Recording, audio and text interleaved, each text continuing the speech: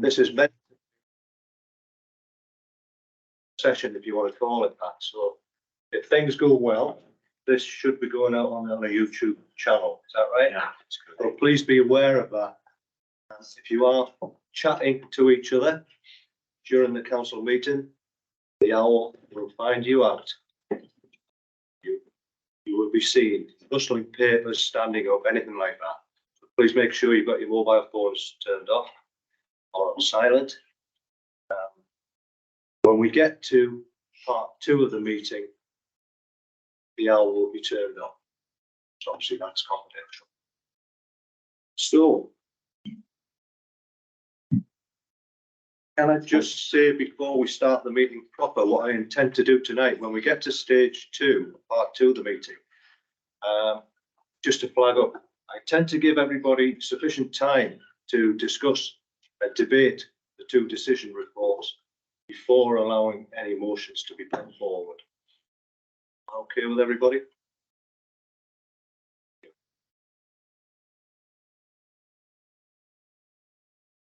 Right. It's public question time, obviously, and we don't have any members of the public here, so we'll launch straight into the full agenda. Any apologies for absence? Councillor Humphreys, yeah. I don't know whether everybody's aware about the situation with Cliff's wife, but I think we'd all want to send our best wishes to her for a speedy recovery. Right? Could we, the council find themselves to send Livy Caterer to our a support in a current battle? If that's everybody's happy with that. I think that's a good idea. Yeah, I'll be happy to do that, Joe. Yeah, we'll arrange that. Thanks, Brian. All right, any disclosure of interests or grants of dispensations? Brian? Just at 4.2, there's to be any discussion, Chair, will you take the lead room? 4.2. 4.2 in part 2, but we'll still need the lead room. 4.2 part 2. Okay. Then ask somebody else to go back on this finish. Yeah, we'll do. Thanks, Grab. I will mention, Adrian, when we come to the part about, well, you don't have to. We'll clarify that. You don't have to. You're more than welcome to stay and to vote. Yeah. Right. On to Mayor's announcements. Not a lot been happening since our last meeting, which was in September, but a few of the things that I've been to, which I'd like to mention. We attended a press shoot relating to the new CCTV camera being put in Coopan Key with councillors Nisbet and Richardson. That's aimed at reducing fly tipping in that area, and I think it's had a beneficial effect. Yeah. I also attended the Civic Heads ceremonial church service in Berwick. So that is the most northerly church in England, and it stood alongside church from Scotland. Also attended the Blythe in Bloom event, which many of you also attended as well. Thought it was another excellent event. Went down very, very well. Thanks to Ali team for organising all of that. And another standout event really was the Silver Sunday event at the Comrades Club, which I attended this week. That's to celebrate the role that older people play in our community. Loneliness. And by older people, it seems to be people over 50, which seems to put a lot of us into that bracket now. But anyway, It's about loneliness. it's about loneliness. It was also about celebrating Mental Health Day, but it was a fantastic day with well over 100 people attending. Lots of entertainment on, the shanty singers, individual singers, high tea and things like that. Great event organised by Kath and our Heart of Blythe coordinator and ICCQ. So those events are fantastic and really do show what's going on in Blythe in terms of community spirit and things like that. So that's just to highlight a few of the things that I did attend. I'd like to remind people given that our next full council meeting isn't until January, about one or two things that are coming up. We've got tomorrow the opening of the Kitty Brewster play area at 10:30, which everybody's invited along to, obviously. That's between Lonsdale and Glendale, Kitty Brewster Estate. We have our fireworks display, one of the marquee events of the year, on Saturday, November the 4th. Obviously, we'll have the remembrance services coming up. The Submariners is on November the 5th, which Aileen is kindly attending in my absence. And then we have Coupon remembrance service on Friday the 10th, Newsham on Saturday the 11th, and the big one, Ridley Park, on the 12th.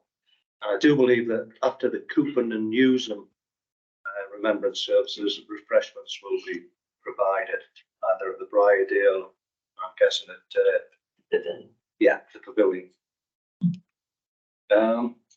Also to flag up something that's coming up, you may know about the Friends of Crofton Field, Crofton Mill exhibition, which will be taking place in Headway Arts Centre on the 16th, 17th and 18th of November. And the 18th of November, which is the Saturday night, includes a concert. So that's to commemorate the pit at Crofton Mill.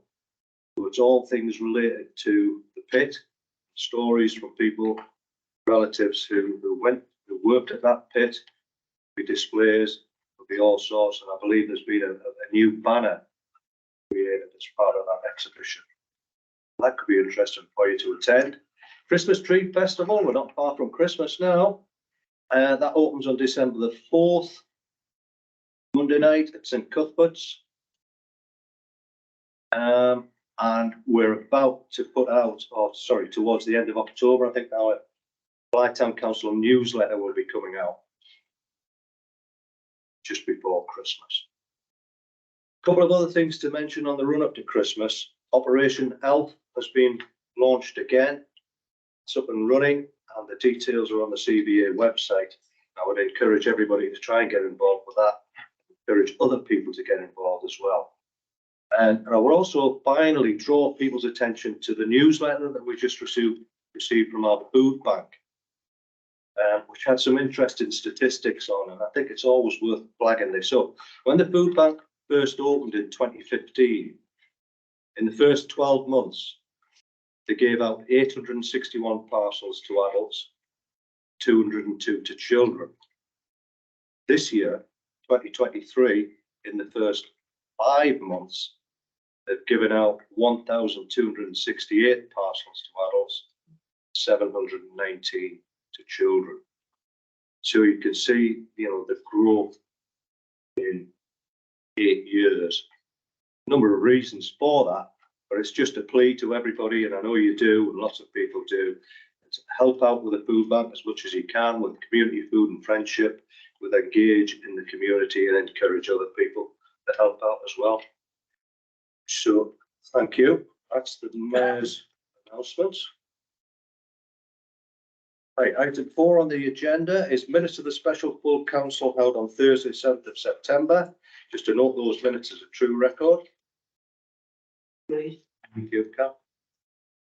No actions outstanding for previous minutes. And the minutes resolved by the following standing committees. Nobody's raised any issues, Joe, No, with you. So that's just to note, really, the Environment Committee held on Thursday, 21st of September. And the Community Development Committee held on Thursday, the 28th of September. And the minutes from the standing committees are for approval, just for information only.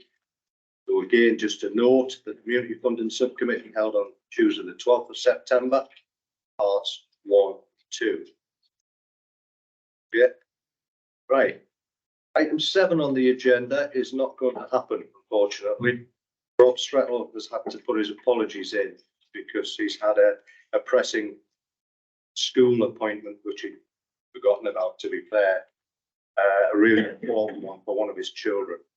So we have rescheduled that briefing on energising Blythe, and that will now take place on Thursday, the 9th of November at 5:30 p.m.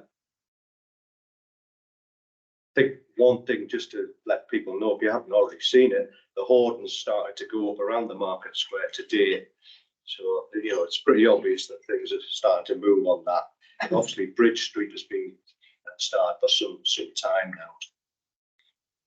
now. No delegated decisions to report. There isn't any other business. Date of the next meeting, which won't be the AGM, as it says there. That's the deliberate mistake for tonight. The next meeting is just a full council meeting. Will be on Thursday, the 11th of January at 6 o'clock. So at that stage, I would like to formally close this part of the public council meeting. That's welcome.